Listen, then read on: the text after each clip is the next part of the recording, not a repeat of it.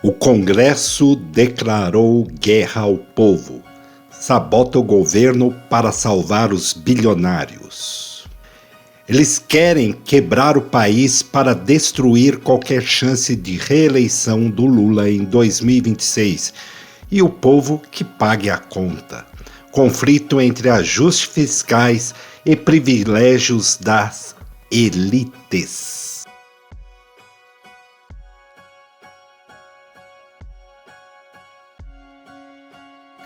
Antes de mais nada, se inscreva no canal, deixe seu like, comente e compartilhe para que esse vídeo possa chegar a mais pessoas. Eu sou Paulo Kimizuka, engenheiro civil, e este é o seu canal de Leigo para Leigos. As recentes manobras do Congresso apresentam uma contradição clara. Enquanto exigem do governo um rigor fiscal, aprovam gastos extras e garantem privilégios aos setores mais ricos. Um estudo aponta que em 2025 o Congresso ampliou benefícios e isenções fiscais que somam 106,9 bilhões de reais, chegando a 123,3 bilhões em 2026. Com ações como aumento do número de deputados e blindagem fiscal das altas faixas de renda. Conforme Haddad explicou, o ajuste só se concretiza se o topo da pirâmide pagar sua parte. Cenário em que, historicamente, o rico está no orçamento de renúncia, o pobre no imposto de renda. Do ponto de vista marxista, esse tipo de dualidade evidencia o caráter funcional do Estado. Ao mesmo tempo em que impõe sacrifícios à classe trabalhadora, ele preserva os privilégios da classe dominante. Esse desbalanceamento convoca uma análise sobre a dinâmica do ajuste estrutural no capitalismo e o papel que os interesses das elites financeiras desempenham na conformação das políticas públicas. Sabotagem política reacionária na articulação do poder. O governo identifica nas lideranças do Centrão, em especial Alcolumbre, União Brasil e Mota Republicanos, articulações para neutralizar o governo Lula, mirando já o pleito de 2026. Movimentos como a derrubada do decreto que aumentava o IOF para os ricos são vistos como manobras coordenadas, uma ação orquestrada que viola o equilíbrio entre os poderes e reduz a capacidade do executivo. Essa tática, ela se encaixa no que os marxistas descrevem como blocos burgueses, agindo para impor limites às políticas de justiça social. O Centrão, ao blindar os interesses dos ricos, funciona como um aparato político reacionário, agindo para preservar o capitalismo sem enfrentar suas contradições. Tributação dos super ricos, um campo de batalha ideológico. A proposta de taxação dos chamados BBB, bilionários, bancos e bolsas de aposta, cristaliza esse embate.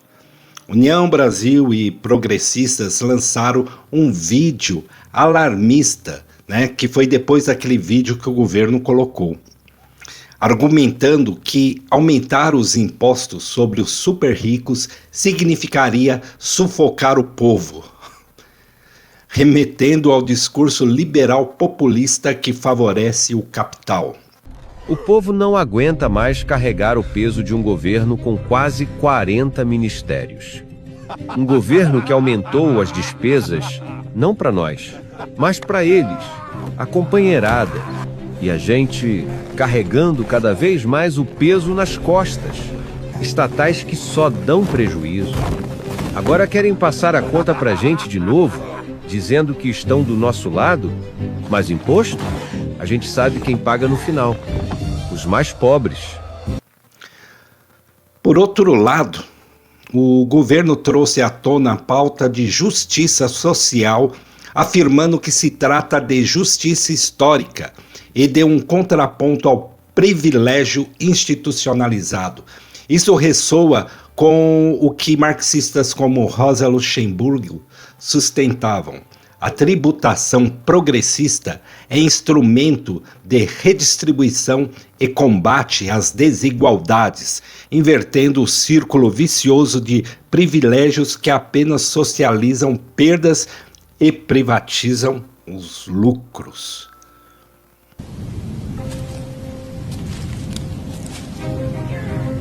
O governo Lula deu início a uma virada histórica na cobrança de impostos no Brasil. Quem ganha até R$5.000 não vai pagar nada de imposto de renda. Além disso, quem ganha entre R$5.000 e R$7.000 terá redução no desconto tributário. E para manter as contas equilibradas, o governo vai passar a taxar quem sempre pagou pouco ou quase nada: os super ricos. IOF, Instrumento Orçamentário em Disputa. A derrota do governo no Congresso, derrubando o decreto que elevava o IOF, revela a disputa de poder fiscal. A AGU está pronta para recorrer, alegando inconstitucionalidade da interferência do Legislativo sobre o Executivo.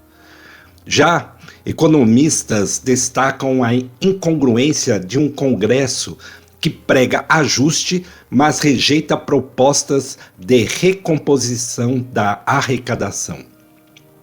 Sob essa ótica, o IOF é uma peça do arcabouço financeiro do Estado, no qual a lógica de classe é explícita, né? Enquanto se poupa o capital, os austericídios recaem sobre a classe trabalhadora.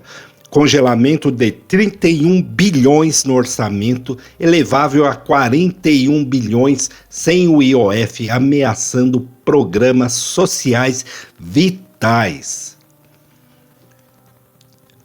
Congelamento e cortes forçados. Para manter assim o arcabouço fiscal, há congelamento de 31,3 bilhões em despesas discricionárias. Pressões extras, mais 16,7 bilhões da Previdência, mais 4,5 bilhões em subsídios, mais 2,8 bilhões em BPC, né? Essas são as pressões que o governo está sofrendo para que haja diminuição nesses valores. Agora, e as emendas parlamentares? Em 2024 foi 40,9 bilhões de reais. Em 2024, as emendas parlamentares representavam 40,89 bilhões, equivalente a 27% das despesas discricionárias da União. Essa cifra corresponde ao modelo de parlamentarismo orçamentário, no qual deputados e senadores direcionam recursos para a base eleitoral em vez de critérios técnicos. Escalonamento de gastos em 2025. Mais 22,8 bilhões de reais. Consultoria da Câmara estima que o orçamento de 2025 precise incluir 22,8 bilhões de reais adicionais para cobrir reajustes do salário mínimo, inflações e benefícios não previstos. As pressões agrupadas: 38,8 bilhões com reajuste do mínimo e inflação. 12,8 bilhões para programas sociais, mais 12,4 bilhões devido às regras do arcabouço fiscal. Contrabalanço parcial com o pacote fiscal, menos 10,4 bilhões. Pacote fiscal e contrarreflexo do Congresso. O governo estima a economia de aproximadamente 70 bilhões de reais no biênio 25-26 via pacotes do ajuste fiscal do ministro Haddad. Salário mínimo, abono, militares, etc. No entanto, o Congresso desidratou esse pacote reduziu impacto em 2,1 bilhões via modificações legislativas. Quer dizer, ele eliminou 9,4 bilhões na desoneração da folha prorrogada até 2027. Emendas obrigatórias cresceram, exigindo cortes de 11,5 bilhões do Executivo. Resumo dos impactos no ajuste fiscal. Emendas parlamentares 2024, valor de 40,9 bilhões, parte das despesas discricionárias. Aumento de gastos previstos em 2025, 22,8 bilhões, devido a salários, inflação e programas sociais. Déficit estimado em 2025, de 19 a 31 bilhões. A meta da LDO aceita até 31 bilhões. Economia prevista em 25-26, 70 bilhões, segundo o Ministério da Fazenda. Agora, desidratação pelo Congresso, 2,1 bilhões, redução do pacote, foi para 2,1 bilhões. Congelamentos obrigatórios, né, que o governo vai precisar para fazer, né, para cumprir o arcabouço, é 31,3 bilhões. E as pressões extras, né, que é sobre previdência, subsídios, né, o BPC, é menos 24 bilhões de reais. A escalada rumo aos STF, judicialização da disputa de classe. A estratégia de judicialização, seja com recurso ao STF contra a derrubada do IOF, seja mobilizando partidos aliados como o PSOL, traduz a crise institucional. O governo aposta na corte como arena de resistência à ofensiva conservadora. Para uma análise, essa judicialização é um reflexo dos limites do parlamentarismo burguês, quando o legislativo e o executivo se veem capturados pelo poder de classe dominante. O judiciário se torna terreno de disputa, embora também carregue seus condicionamentos de classe. Perspectiva e a base teórica da disputa social. O marxismo clássico entende o Estado como ditadura da classe dominante, servindo sobretudo aos interesses do capital. As ações do Centrão para inviabilizar medidas redistributivas confirmam essa concepção. O bloco histórico das elites age coletivamente para bloquear reformas tributárias, impor desigualdade e preservar a apropriação de riqueza. O marxismo da dependência, desenvolvido na América Latina, complementa essa análise ao explicar como mecanismos nacionais e internacionais se articulam para manter a subordinação das economias periféricas às metrópoles, mantendo privilégios e viabilizando o capital financeiro. Então, o Estado é sempre a ditadura da classe dominante, guardem isso. No capitalismo, o rico é blindado, o pobre arca com ônus. Lembre-se disso também. Modo de evolução e perspectiva. Integrando essas dimensões, emerge uma linha de análise que contextualiza. Financeirização do Estado, ajustado para pior sobre a classe trabalhadora, ao mesmo tempo em que protege o capital. Parlamentarismo capturado, uso institucional para proteger privilégios. Judicialização como tática defensiva, diante das limitações políticas. Luta ideológica. Pugna entre discurso liberal populista e justiça tributária progressista. Essa perspectiva mostra como nas sociedades capitalistas avançadas, a classe dominante privatiza lucros e socializa perdas, usando tanto o aparato legislativo quanto jurídico para conter reformas estruturais. A ruptura, segundo o marxismo, dependeria da articulação popular, da centralidade de reformas democráticas na tributação e no controle social da renda e da riqueza. Um projeto de emancipação que precisa se articular com base social, jamais renegando a crítica estruturante ao capitalismo. Conclusão: rumo a uma transição democrática e de classe. O cenário atual revela uma contradição cada vez mais explícita.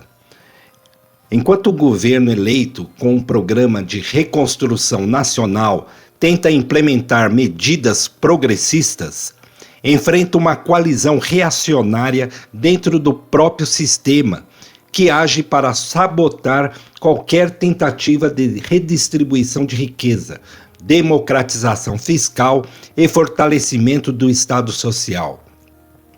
O Congresso Nacional, majoritariamente conservador e dominado por interesses corporativos, age como um escudo da classe dominante, bloqueando reformas, distorcendo o orçamento e impondo um modelo de austeridade seletiva, onde o topo é poupado e a base é punida.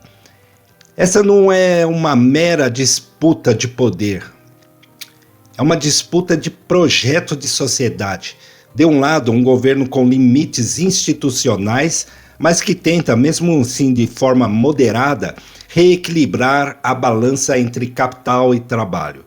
De outro, uma elite política e econômica que atua com cinismo e brutalidade, exigindo responsabilidade fiscal, ao mesmo tempo que aprofunda privilégios, blindagens e renúncias para os super ricos. Em outras palavras, um verdadeiro Estado burguês em sua forma pura, onde o legislativo e a engenharia orçamentária operam como instrumentos da dominação de classe. Mas a crise também abre janelas históricas.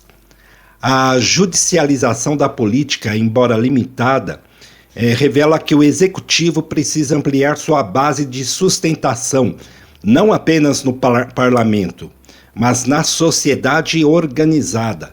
O povo trabalhador, a juventude, os movimentos populares e as forças da esquerda precisam compreender que não haverá justiça fiscal sem luta de classes, sem nem superação da desigualdade, sem confrontar os interesses da elite financeira, da mídia corporativa, dos rentistas e dos latifundiários digitais que dominam o debate público. A transição que precisamos não é apenas institucional, é uma transição política e social de ruptura com o neoliberalismo, com a lógica de um Estado mínimo para os pobres e Estado máximo para os ricos.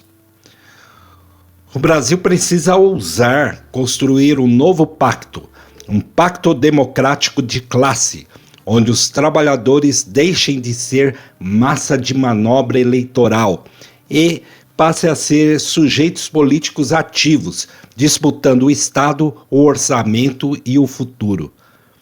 Para isso é preciso radicalizar a transparência e a comunicação pública, desmascarando a hipocrisia fiscal da direita.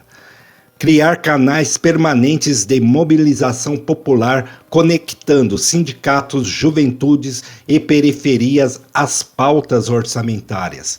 Organizar uma frente popular anticapitalista que vá além da institucionalidade e atue nos territórios, nas redes e nas ruas.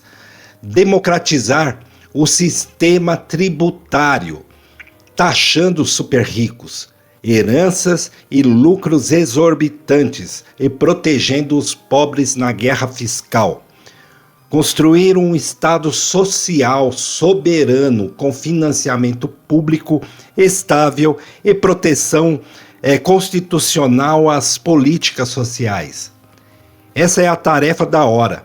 Enfrentar a sabotagem da classe dominante com consciência política, organização popular e clareza de projeto. Não basta resistir, é preciso avançar. Não basta vencer eleições, é preciso disputar o conteúdo do Estado. E para isso, o caminho passa pela educação política, pela unidade da classe trabalhadora e por um programa de ruptura democrática com o capitalismo periférico e dependente que ainda nos aprisiona. Como diria Marx, os filósofos já interpretaram o mundo, agora é hora de transformá-lo. E essa transformação começa com consciência, se materializa com luta e só se realiza com poder popular. Lembre-se novamente, o Estado é sempre a ditadura da classe dominante. E você, que não ganha uns 5 salários mínimos, nem os 7 da proposta de reforma de imposto de renda do governo. Você quer defender pautas de falso moralismo da extrema-direita? Ou você quer garantir o prato de comida, a educação, a saúde e a moradia digna? Escolhe entre um dos dois. É a segunda opção, né? Então, como que a maioria da população pobre apoia essas pautas da direita conservadora? É porque é evangélico? Não sei. Creio que é o seguinte: o discurso da direita é muito mais fácil de ser digerido com ódio e sem sentido. Porque o discurso da esquerda, ela é mais pautada na questão da visão materialista histórica. E é de difícil compreensão ao povo. Mas vamos ser mais simples. Veja a proposta dos congressistas que estão lá hoje. Vê os que são da direita e vê os que são da esquerda. Diminuição do imposto de renda para os mais pobres. Quem que apoia? Aumento de IOF para os super ricos. Quem que apoia? Saúde pública, educação pública de qualidade. Quem é que apoia? A direita, ela só quer privatizar. Imagina, tipo agora no estado de São Paulo, o governador Tarcísio de Freitas está com esse programa de privatização de escolas. Então imagina, o empresário que vai adquirir essa concessão dessa escola, o que ele vai querer? Vai querer lucro. Se não tiver lucro, ele não vai pegar. E para ter lucro, ele vai diminuir os salários, aumentar a carga horária dos professores, precarizando muito mais essa classe batalhadora, né, do ensino, para que tenha mais lucro. Privatizou a Sabesp. A água é vida.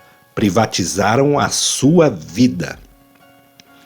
Se antigamente, quando era estatal, se você não pagasse a conta de água, eles cortavam, hoje vai ser pior, porque eles vão aumentar o preço para aumentar o lucro e não vai levar água nem esgoto naquelas regiões mais pobres.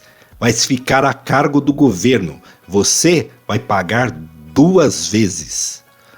Veja o exemplo da Enel, que é uma empresa com capital do governo italiano. O governo italiano é sócio. Quer dizer, como era uma estatal brasileira, não prestava. Agora, a estatal italiana presta, porque eles vão ter lucro aqui e mandar os dividendos para a Itália, para o povo italiano. Esse é o programa da direita. Pensem bem. Saber é resistir. E até a próxima, meus leigos.